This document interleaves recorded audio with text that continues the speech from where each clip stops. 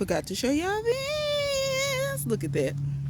Broccoli Romanesco. Okay, so it's still very small, but your girl got it going on. What's up, y'all? So, I'm doing a lot of filming today, but anyway, look at this. Look at all that. This is called my bee buffet. So this is kale and sprouting broccoli. That has gone to seed, and I assure you the bees have crossed all this stuff. Just in case you didn't know anything, the Brassica family can and will cross very readily. I could have isolated stuff and made sure it did. I'm curious to see what I'll get. I still have sprouting broccoli seeds. And I think I have, that's lacinato or dino kale. I think I have seeds for that. But if I don't, I can take a cutting of that and still have plants. So I'm curious to see what happens when you cross that. So I'm going to grow these out and see what happens. Anyway, but that's not what this video is about. This video is number one about what extreme weather changes will do to your garden. Extreme swings in temps rather. So y'all know we had that ice or whatever, and I want to show y'all something. Not that. Oh, well, I tore off a lot of them, but my onions. These onions were planted this year, and y'all see it's throwing a seed head. These did too, but I broke the seed heads off. That's why you see it's broke off at the end. And some of my onions over here that are just simply set, they were trying to throw seed heads, and I broke some of them off. Those wild swings in temperatures can cause your stuff to try to go to seed on you when you don't want it to.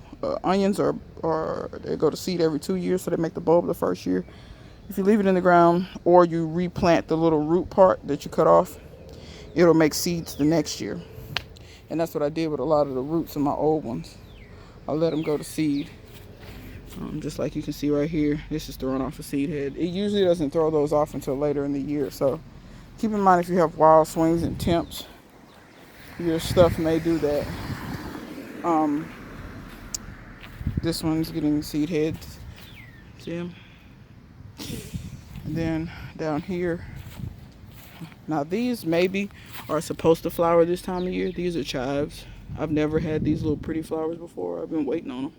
They're gorgeous. But yeah, so also my tatsoi, that temp made my tatsoi go to seed even faster. But I have noticed you can still eat this tatsoi even when it's seeding. I didn't notice a bitterness like with the lettuce. So I want to tell y'all that. Let me see what else. What else? Let me see. These are going to seed too, but I just put them in the ground, but they're supposed to. These are rat tail radishes. They're designed to grow and immediately start bolting. Because you eat the pods on those. Those are designed to eat the pod. They don't even make a radish at the ground. I wanted to show y'all what I did. I randomly threw out radish seeds that I saved from last year. Look how pretty these are. These are probably the prettiest radishes I've ever grown, and all I did was throw the seeds down. I don't even water them.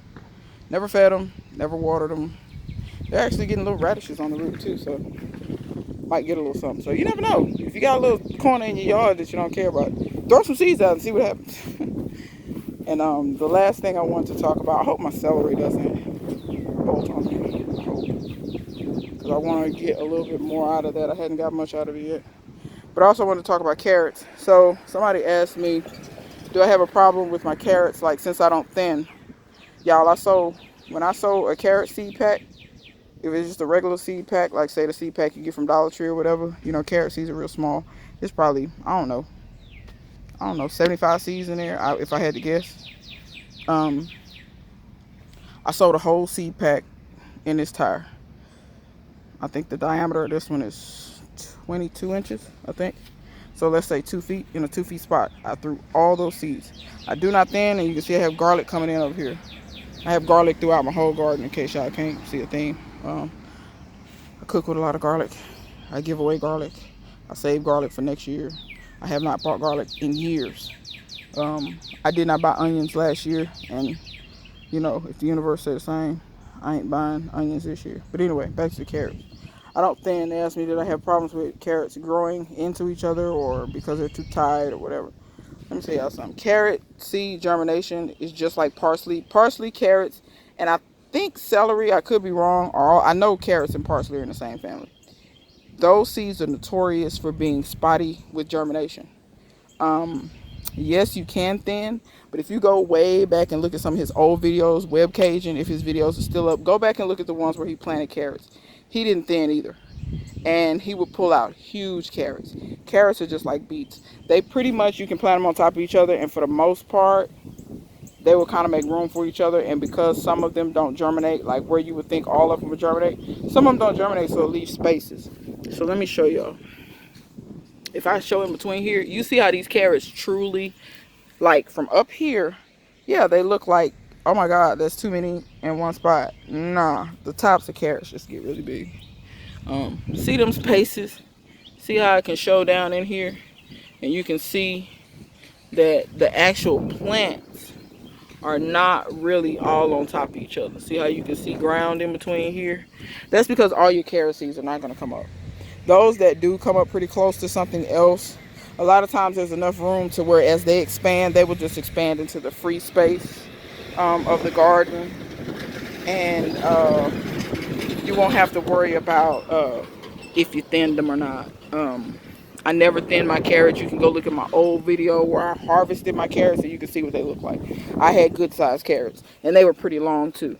The main thing with carrots that you want to worry about, just make sure your soil is loose and it's not too many rocks. You're going to get some crazy shaped carrots, but if you got a whole bunch of rocks and the carrots are having a fight and grow around those, that's what you're going to fight with. So try to make sure your soil is as loose as possible and it doesn't have too much like kind of big debris in it, and you will be okay. You don't have to thin those carrots. It's too much work, and I don't believe in wasting seed anyway. Carrots don't thin themselves in nature, and trust me, they, you know what I'm saying, if you throw some carrots in the woods, I assure you they will not thin themselves, and you probably can come back and it'll be some good carrots worth having. So yeah, nothing on the dragon fruit yet, even though it don't even want to focus. Nothing on the dragon fruit yet, but it's coming. All my little peas are coming. The whippoorwill is taking its sweet time, but they coming up. That one lone carrot in there, I left that in there because I really like that variety. You have to have carrots 2 years before they will make seed. This is the 2nd year, so that should start putting seeds out for me, especially since we have the ice and stuff. So I'm hoping that that carrot goes ahead and goes to seed, and I can save seeds from those. Those were Danvers. I think those were Danvers half longs or something. There was something, but I really liked them, whatever they were. So saving seeds from that one. You really only need one carrot to save seeds. Carrots throw so many seeds for one plant. It's unbelievable how many seeds they throw. So yeah, that's what my garden's looking like.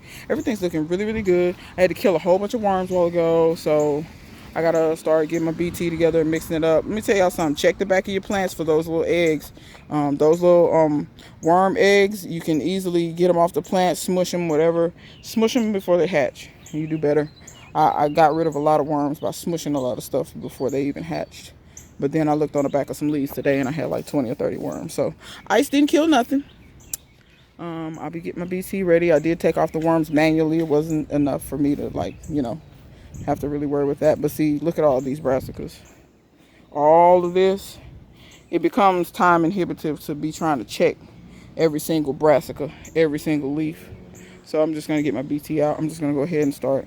It's supposed to rain today, so I'm going to wait till after today because rain will wash your BT off. So, yeah. So, it's time for pest prevention. Let me show y'all the little damage. This is how I knew something was up. See that?